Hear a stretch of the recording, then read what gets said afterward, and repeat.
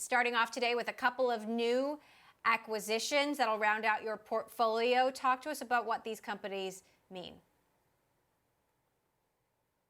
Emily, thank you for having me with you. And we are excited about both these acquisitions. There's two that we announced today. One was IMI Mobile, and the second one is Slido. IMI Mobile is largely the customer experience as a service space. Look, both you and I have probably been at a point where we've called a call center at some company after we've made a purchase, and we're really frustrated because they keep transferring us from one department to the other, and you have to keep repeating your account number, and it's a long hold time. It's a friction-filled experience, and that's what we're trying to go out and solve with this business in the contact center business, and that's where we think that IMI Mobile is going to completely help us, change the way that the customer experience actually evolves over time. So that's one area that we've made the investment. The second area is Slido, which is a company which is in the audience engagement platform, where imagine you're in a room with 10,000 people, but you want to still make sure that they're interacting with you as a presenter. Slido allows you to do that by making sure that you can post questions. You can make sure that you upload the questions, so there's like a real good interaction and interactivity with the audience. So even if you're in broadcast mode, it feels like you're engaging in a very intimate conversation with people. Cisco's WebEx, meantime, has certainly had a moment this year, but so have a lot of other video conferencing platforms. There are a myriad of rivals out there. Zoom, in particular, of course, stands out. Has WebEx held its own over the last year? What trends are you seeing? We feel like we've held more than our own over the course of the past year. Look, we've actually seen an 8x increase in our video volume.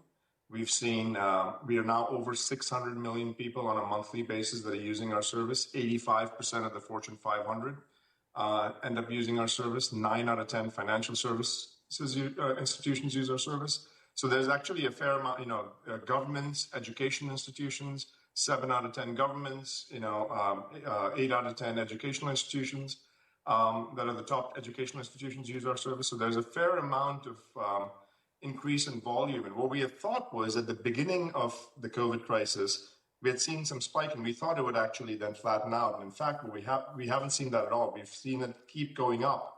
And we're having record month after record month. And it's actually been pretty remarkable to see the amount of demand of new customers as well as existing customers that are using it more and more.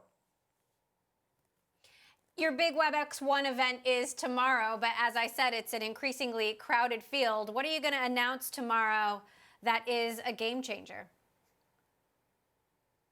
Yes, we have our first of a kind future of work event called WebEx One that's going to be tomorrow and day after.